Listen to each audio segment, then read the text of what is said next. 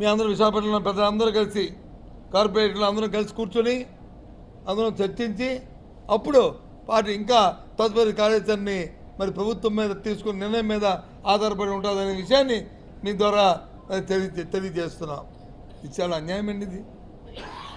ఇది ఎక్కడా చూడలేదండి. ఇది ఇటువంటి దోపిడీని ఎదురుగా రుచుకొని ఉంది. నానాయాగి చేశారు.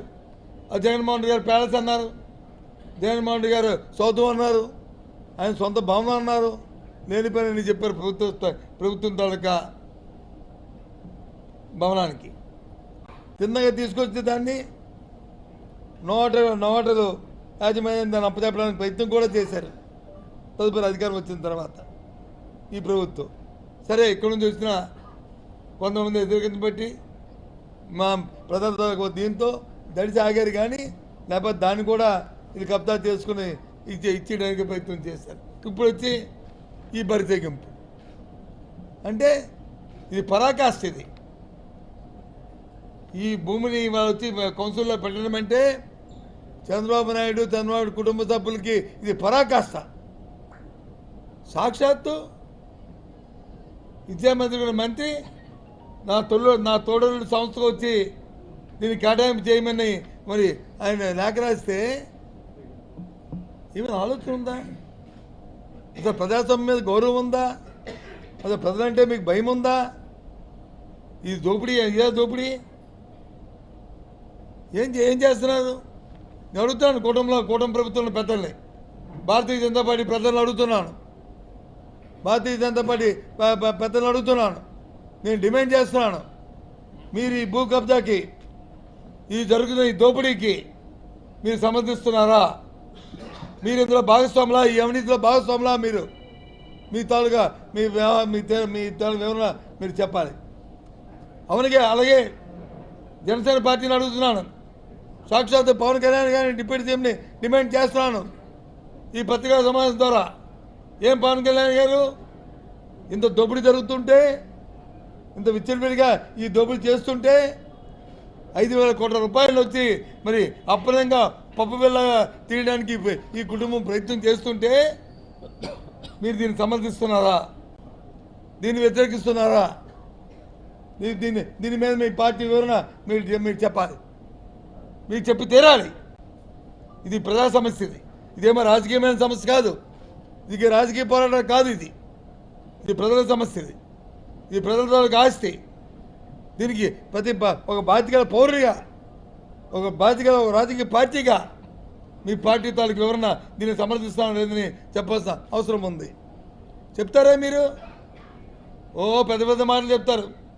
ఏమంటే ఇక్కడికి వచ్చి ఎంప్లాయ్మెంట్ తీసుకొస్తున్నాం, ఇక్కడికి వచ్చి లక్షల కోట్లు తీసుకొస్తున్నాం, ఇక్కడికి వచ్చి ఇస్తున్నాం, మీకు ఇష్టం లేదని అడుగుతున్నాను. ఈ గీతం సంస్థ, ఈ సంస్థకి 5,000 కోట్ల రూపాయలు భూమి ఇవ్వడం వల్ల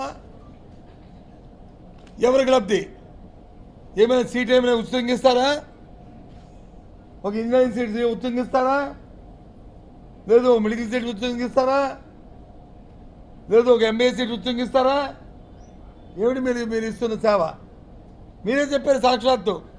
ఎక్కడ? ఆంధ్ర యూనివర్సిటీ సమావేశానికి వెళ్ళి మా సంస్థలో డబ్బు ఉన్న వాళ్ళు చదువుకోవాలి, డబ్బున్న వాళ్ళకి మా దగ్గర సీట్లు ఉంటాయి, ఆంధ్ర యూనివర్సిటీలు అయితే పేదవాడు చదువుకుంటారు తప్ప మా దగ్గర అయితే ధనవంతులు ఉండాలి అని మీరే చెప్పారు కదా.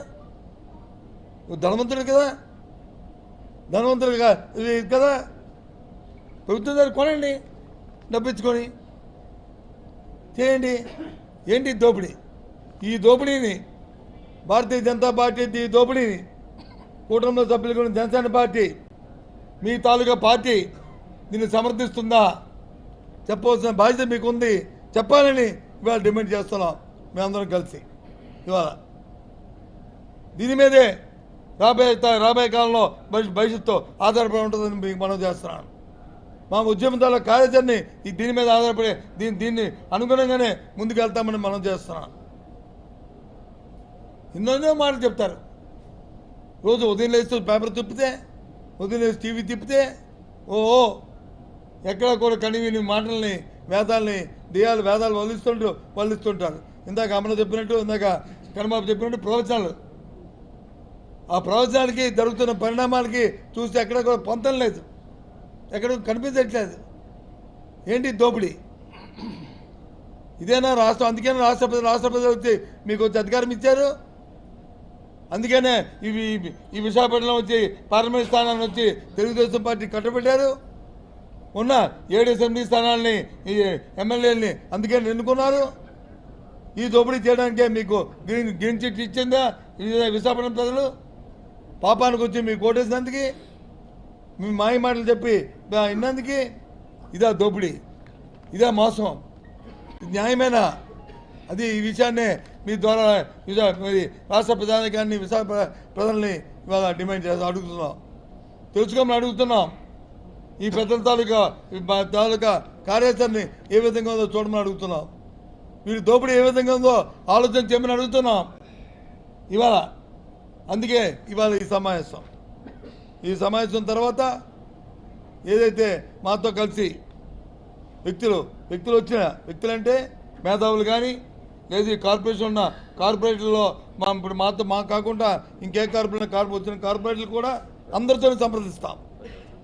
ఇర్రెస్పెక్టివ్ ఆఫ్ పార్టీలతో సంప్రదిస్తాం, ప్రజా సంఘాలతో సంప్రదిస్తాం, పెద్దలతో సంప్రదిస్తాం. ఎవరు మాతో కలిసి వస్తే అందరితో కలిసి ఈ ఉద్యమాన్ని చేస్తాం. ఇవాళ ఇది చాలా అన్యాయం. ఇది విశాఖపట్నంలో ఇవాళ ఈ దోపిడీ